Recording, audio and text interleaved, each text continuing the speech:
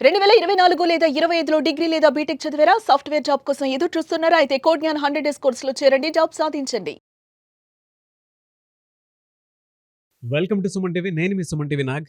So నేను శ్రావణ్ గారు mindful millionaire అనేటువంటి సిరీస్ చేస్తూ ఉన్నాను. అయితే అందులో ముఖ్యంగా ఇది ఓన్లీ ఫర్ బిజినెస్ ఓనర్స్ అనేటువంటి మైండ్తోనే వెళ్తూ ఉన్నాము.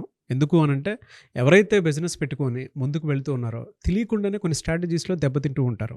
ఇవాళ బిజినెస్లో ఏ విధంగా అయిపోయానంటే 6 నెలలు ఒక బిజినెస్ బాగుంది అని అంటే అసలు నాకు కాంపిటీషనే లేదు అనుకునేటువంటి రకంగా ఫెయిల్ అయ్యేటువంటి పరిస్థితి చూస్తున్నాం. కొన్ని 6 నెలలకే బిజినెస్‌లన్నీ ఫెయిల్ అయిపోతూ ఉన్నాయి. మహా అయితే ఒక 1 ఇయర్ వరకు. ఎందుకంటే వాళ్ళ బిజినెస్ యాక్సెసిబిలిటీ అనేది పెరిగిపోయింది బాగా. చాలా దారుణంగా ఉంది. అంటే ఆన్‌లైన్ అయినా సరే, ఆఫ్‌లైన్ అయినా సరే. అయితే దేనికి కాంపిటీషన్ లేదు అని ఫీల్ అవ్వడానికి లేదు. కొంతమంది ఏమనుకుంటారు అనంటే మొనాటనీలోకి ఒక బిజినెస్‌ని తీసుకొని వెళ్ళి చేసినా కూడా మనంత గొప్పగా బిజినెస్ చేయకపోవచ్చు, మన కాంపిటీటర్ రాకపోవచ్చు అనుకునేటువంటి ఆలోచనతో ఉండేటువంటి వాళ్ళు చాలామంది ఉన్నారు.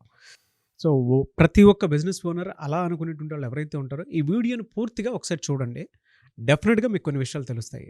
So, coming to subject. Hello Shravan గారు. హలో నాగరాజ్ గారు. సో, ఒక బిజినెస్ మొనాటనీలోకి వెళ్ళిపోయిన తర్వాత నాకు కాంపిటీటర్ లేడు అనుకునేటువంటి ఆలోచనతో ముందుకెళ్ళిపోతూ ఉంటుంది. అప్డేట్ అవ్వవు. సో, ప్రతి ఒక్కరూ తెలుసుకోవాల్సినటువంటి విషయాలు ఆ స్థితిలో ఉన్నప్పుడే కొన్ని విషయాలు పర్టిక్యులర్‌గా తెలుసుకోవాలి. సో, ఏ స్ట్రాటజీతో ముందుకు వెళ్తే ఆ బిజినెస్ అప్పుడు సక్సెస్ అవుతుందంటారు? సో నాగరాజ్ గారు, మీరు అడిగినట్టు అసలు ఫస్ట్ థింగ్, ఎవరైతే బిజినెస్ను ముందుకు తీసుకెళ్ళాలి అనుకుంటున్నారో, స్కేలప్ చేయాలి అనుకుంటారో, కాంపిటీషన్ లేదు అని ఫీల్ అవుతారో వాళ్ళందరి కోసం ఒక పిక్చర్ చూపిస్తాను నేను. ఈ పిక్చర్ చూడండి. దీన్ని ostrich mentality, ostrich mind set అంటారు. అసలు అంటే ఏంటంటే, ఏమైనా జంతువును చూస్తే దానికి ఎప్పుడైతే హాని కలుగుతుంది అని అనిపిస్తుందో ఆస్ట్రిచ్ ఏం చేస్తుందంటే వెంటనే అక్కడ ఇసుక చూసి దాంట్లో తలపెట్టేస్తుంది. తలపెట్టేసి ఏమి ఫీల్ అవుతుందంటే, ఏ నేను దానికి కనబడట్లేదులే అనే ఒక భావాన్ని క్రియేట్ చేద్దామని అనుకుంటుంది. దాని బాడీ మొత్తం కనిపిస్తూనే ఉంటుంది, కానీ నేను సేఫ్గా ఉన్నాను అని ఫీల్ అవుతూ ఉంటుంది అనమాట. అలాగే బిజినెస్ ఓనర్స్ కూడా ఏంటంటే, నా దగ్గర అద్భుతమైన ప్రోడక్ట్ ఉంది, నాకేం కాదులే, నాకు ఎంత కాంపిటీషన్ ఉన్నా సరే నేను నెగ్గుకుంటూ వెళ్ళిపోతానులే, నాకు మార్కెట్ నుంచి థ్రెట్ లేదులే అని చెప్పి వాళ్ళు ఫీల్ అయ్యి అలా ఆనందపడుతూ ఉంటారనమాట. ఓవర్ కాన్ఫిడెన్స్కి వాళ్ళకే తెలుస్తుంది. ఈవెన్ ఇప్పుడు ఒప్పుకోలేకపోయినా కూడా ఆస్ట్రిచ్ మెంటాలిటీని ప్రొజెక్ట్ చేస్తే డెఫినెట్గా తెలుస్తుంది. అంటే ఏ బిజినెస్ వాళ్ళైనా అండి, కాంపిటీషన్ అనేది చాలా మంచిది. ఎందుకు? ఫస్ట్ ఆఫ్ ఆల్ అసలు కస్టమర్ పర్స్పెక్టివ్లో చూసుకుంటే వాళ్ళకి ఎప్పుడు ఏం కావాలనుకుంటారు? Better product, better price, better value. So అది నువ్వు ప్రొవైడ్ చేస్తున్నావా లేదా అనేది ఎలా తెలుస్తుంది? నువ్వు ఎప్పుడు కాంపిటీషన్ చూసుకుంటూ ఉండాలి కదా. నీకన్నా ఎవరైనా బెటర్గా ప్రొవైడ్ చేస్తున్నారా లేదా, ఎంత ప్రైస్తో చేస్తున్నారు, ఎంత వాల్యూ వాళ్ళు ప్రొవైడ్ చేస్తున్నారా అనేది నీకు అర్థమవుతే నీ బిజినెస్ని బెటర్ చేసుకోవడానికి ఉపయోగపడుతుంది. లేదు, నేను ఇదే మైండ్ సెట్లో వెళ్తా, ఇదే ప్రైస్తో చేస్తా, ఇదే వాల్యూతో చేస్తానని నువ్వు ఒకే రూట్లో వెళ్తూ ఉంటే నీకన్నా బెటర్ ప్రైస్తో వచ్చిన వాళ్ళు నిన్ను మింగేస్తారు. That is rule number 1. So కస్టమర్స్కి ఎప్పుడు బెటర్ వాల్యూ ప్రొడక్ట్ కావాలి అనుకుంటారు. సెకండ్ ఏంటంటే, ఎప్పుడైతే నువ్వు కాంపిటీషన్ చూస్తావో నువ్వు ఇన్నోవేటివ్గా ముందుకెళ్ళడానికి నీకు దారులు తెలుస్తూ ఉంటాయన్నమాట. నీ ఐడియాస్ పెరుగుతూ ఉంటాయి. ఎగ్జాంపుల్ కొడాక్ ఉంది, మనందరికీ తెలిసిన క్లాసిక్ ఎగ్జాంపుల్. వాళ్ళు ఫిల్మ్ మీద ఫోకస్ చేశారు. ఎప్పుడైతే డిజిటల్ కెమెరాస్ వచ్చాయో అందరూ డిజిటల్ కెమెరాస్ వైపు వెళ్ళిపోయారు. ఫిల్మ్ మీద ఎవరు ఫోకస్ చేయట్లేదు. కానీ ఏమనుకున్నారు? నా దగ్గర మంచిది ఉంది కదా, నా దగ్గర మంచి ప్రోడక్ట్ ఉంది కదా అని చెప్పేసి వాళ్ళని వాళ్ళు సమర్థించుకుంటూ ముందుకెళ్ళిపోతున్నారు. కానీ మార్కెట్లోకి బెటర్ కెమెరాస్ వస్తున్నాయి, డిజిటల్ కెమెరాస్ వస్తున్నాయి, అయినా సరే నా ప్రోడక్ట్ బాగానే ఉంది, నేను ముందుకెళ్ళిపోతున్నాను అనే ఉద్దేశంలో వెళ్తున్నారు. చివరికి ఏమైంది? 2012లో కోడాక్ మొత్తం బ్యాంక్రప్టీ అయిపోయింది. అంటే నీ దగ్గర మంచి ప్రోడక్ట్ ఉంది, కానీ ఎప్పటికప్పుడు నువ్వు ఇన్నోవేటివ్గా ముందుకు వెళ్తున్నావా లేదా, అప్డేట్ అవుతున్నావా లేదా, సొసైటీకి కండిషన్స్ ప్రకారం అలాగే టెక్నాలజీ ఇంప్రూవ్ అవుతున్నప్పుడు నువ్వు ముందుకు వెళ్తున్నావా లేదా అనేది అర్థం చేసుకోవాలి.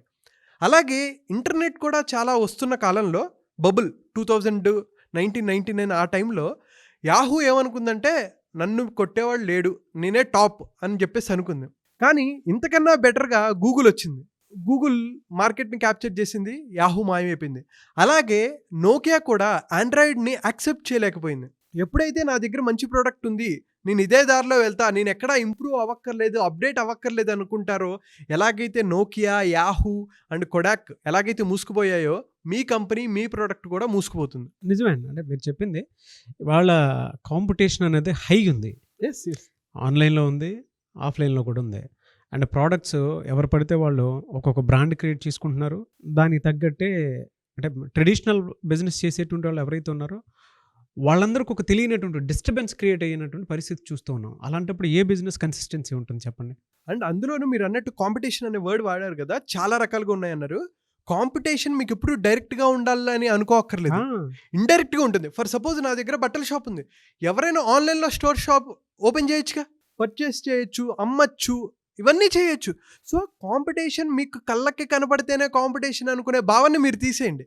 ఎలాగైతే క్లౌడ్ కిచెన్స్ ఉన్నాయి, ఫుడ్లో క్లౌడ్ కిచెన్స్ ఉన్నాయి, ఇలా డిఫరెంట్ టెక్నాలజికల్గా వాడుకొని ముందుకు వెళ్ళిన వాళ్ళు ఉన్నారు. టెక్నాలజీ వాడుకోలేక కోవిడ్ టైంలో ఎంతమంది లాస్లోకి వెళ్ళిపోయారండి, ఎన్ని బిజినెస్లు క్లోజ్ అయిపోయాయి, ఎంతమంది స్కేలప్ చేసుకోలేకపోయారు, ఎంతమంది టెక్నాలజీకి అడాప్ట్ కాలేక ఇబ్బంది పడిన వాళ్ళు ఉన్నారు. లైఫ్ స్టైల్ 2.1 అప్పుడే చూసాం మళ్ళీ మనం. Yes. నిజంగా అంటే entire world.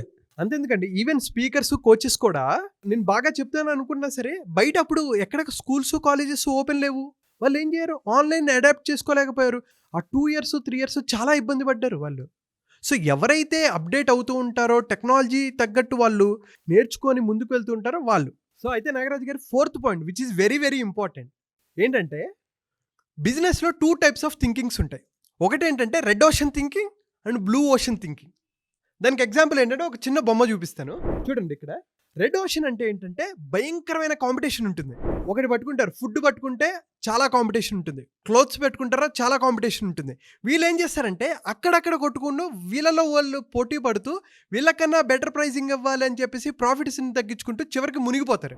Blue ocean strategy ఏంటంటే వీళ్ళు ఒక స్పెసిఫిక్ ప్రాబ్లమ్ని పట్టుకుంటారు. ఇప్పటి వరకు అటువంటి ప్రాబ్లం లేదు, దీనికి సొల్యూషన్ లేదు అని చెప్పేసి దీని మీద ఎవరు ఫోకస్ చేయలేదని ఆ ప్రాబ్లం మీద వీళ్ళు ఫోకస్ చేసి దాన్ని బేస్ చేసుకొని ప్రొడక్ట్స్ డిజైన్ చేస్తూ ఉంటారు. ఇప్పుడు మీరు అర్థం చేసుకోవాల్సింది ఏంటంటే, మీరు రెడ్ ఓషన్ థింకింగ్లో ఉన్నారా, బ్లూ ఓషన్లో ఉన్నారా? మీరు ఎప్పుడు రెడ్ ఓషన్ నుంచి బ్లూ ఓషన్కి మీరు మారాలి, షిఫ్ట్ అవ్వాలి. ఎప్పుడైతే మీరు షిఫ్ట్ అవుతారో మీరు లాంగ్ టర్మ్ సస్టైన్ అవ్వగలుగుతారు. లేదా మీరు కొన్ని నెలల్లో 5 to 6 yearsలో మీరు మూసుకుపోతారు, బిజినెస్ క్లోజ్ చేసేయాల్సి వస్తుంది. అందుకని మీ మైండ్ సెట్ ఎప్పుడు బ్లూ ఓషన్ స్ట్రాటజీ వైపు, ఎటువంటి కాంపిటీషన్ లేకుండా మీరు తయారు చేసే ప్రొడక్ట్స్ని మీరు బిల్డ్ చేసుకోవాలి. అది ఎలా బిల్డ్ చేసుకుంటావు? ఆల్రెడీ రెడ్ ఓషన్లో ఉన్నావు, నీకంటూ యూనిక్ సెల్లింగ్ ప్రోడక్ట్ ఉందా? అది ఎలా మార్కెట్లోకి తీసుకెళ్తున్నావు? దాన్ని అద్భుతంగా ఎలా ప్రొజెక్ట్ చేస్తున్నావు? దీనివల్ల పీపుల్కి ఎలాంటి బెనిఫిట్స్ ఉన్నాయి, నీ కస్టమర్స్కి ఎటువంటి బెనిఫిట్స్ ఉన్నాయి, నువ్వు ఎంత ఎమోషనల్గా దాన్ని మార్కెట్లోకి తీసుకెళ్ళగలుగుతున్నావు అనే దాని మీద బట్టి నువ్వు బ్లూ ఓషన్ స్ట్రాటజీలో నెంబర్ 1గా ఉంటావు. సో అది ఎప్పుడైతే అర్థం చేసుకుంటారో, మీరు ఫస్ట్ అర్థం చేసుకోండి, మీరు రెడ్ ఓషన్లో ఉన్నారా, బ్లూ ఓషన్లో ఉన్నారా? మీ కాంపిటీషన్ ఎవరు, ఎట్లాంటి వాళ్ళు ఉన్నారు, మీరు ఎన్నేళ్ళు సస్టైన్ అవ్వగలరని మీరు అనుకుంటున్నారు అనేది మీరు అర్థం చేసుకుంటే మీరు ఖచ్చితంగా సక్సెస్ అవుతారు. ఒకవేళ మీరు అర్థం చేసుకోలేకపోతున్నారు, ఎక్కడ ఉన్నాము, మాకు చాలా కాంపిటీషన్ ఉంది, మేము ఎలా ముందుకు వెళ్ళాలి, గ్రో ఎలా అవ్వాలి అనే సందేహం మీకుంటే మీరు మమ్మల్ని రీచ్ అవ్వచ్చు. మీరు స్టార్టప్ అయినా సరే, ఒక బిజినెస్ను గ్రో చేసుకోవాలి అనుకున్నా సరే, మీరు టీంని మేనేజ్ చేసుకోవాలి అనుకుంటున్నా సరే, ఎటువంటి వాటినైనా మార్కెటింగ్, సేల్స్ అద్భుతంగా మీరు ఎలా చేసుకోవచ్చు, ఒక లోగో నుంచి, ఒక యాప్ నుంచి మీరు ఎలా బిల్డ్ చేసుకోవచ్చు అనేవి మేము సిస్టమేటిక్గా స్టెప్ బై స్టెప్ చేసి మీరు రెడ్ ఓషన్ నుంచి బ్లూ ఓషన్కి మిమ్మల్ని మేము తీర్చిదిద్దుతాం.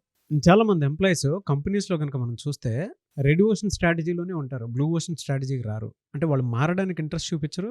ఇప్పుడు వాళ్ళ జీతం 15,000 రూపాయలు ఉంటే 15,000 రూపాయల దగ్గరే అయిపోతారు, లేదంటే 25,000 ఉంటే 25,000 దగ్గరే అయిపోతారు. అంటే వాళ్ళ మైండ్ సెట్ని బట్టి వాళ్ళు కూడా ఎదక్కపోవడానికి కారణం కూడా ఆ విధంగా ఉంటుంది. అంటే కొన్ని కంపెనీస్ డెవలప్ అవ్వకపోవడానికి కారణం ఏంటంటే ఎంప్లాయీస్ మైండ్ సెట్ కూడా కొంత ఉంటుంది. సో వాళ్ళని కనుక మీరు ఈ రెడ్ ఓషన్ స్ట్రాటజీలో నుంచి కాకుండా బ్లూ ఓషన్ స్ట్రాటజీలో నుంచి చూస్తే, అంటే మిమ్మల్ని మీరు మార్చుకుంటే డెఫినెట్గా వాళ్ళు కూడా మారుకునే అవకాశం ఉంటుంది, మీ కంపెనీ గ్రో అయ్యే అవకాశం ఉంటుంది. సో మీరు చెప్పినటువంటి బెస్ట్ ఎగ్జాంపుల్ అన్నది. సో ప్రతి ఒక్కరూ ఛాన్స్ లేదు, బ్లూ ఓషన్ స్ట్రాటజీకి రావాల్సిందే, there is no second option. So ఎవరికన్నా మీరు ఎక్కడున్నారు, మీ బిజినెస్ ఎక్కడుంది, ఏ విధంగా ముందుకెళ్ళాలి అనుకునేటువంటి వాళ్ళు డెఫినెట్గా శ్రావణ్ వారణాసి గారి వీడియోస్ మీరు చూడండి.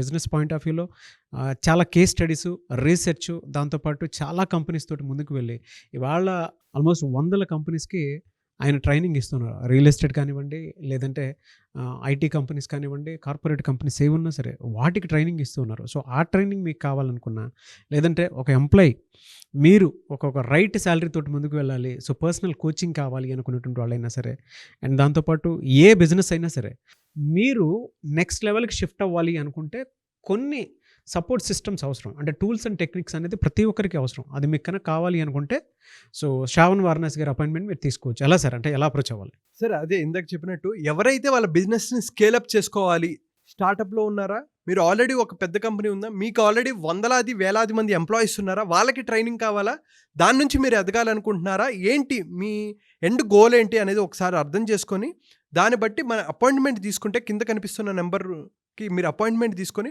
ఒక 2 to 3 hours మనం ఒక రోడ్ మ్యాప్ వేస్తాం.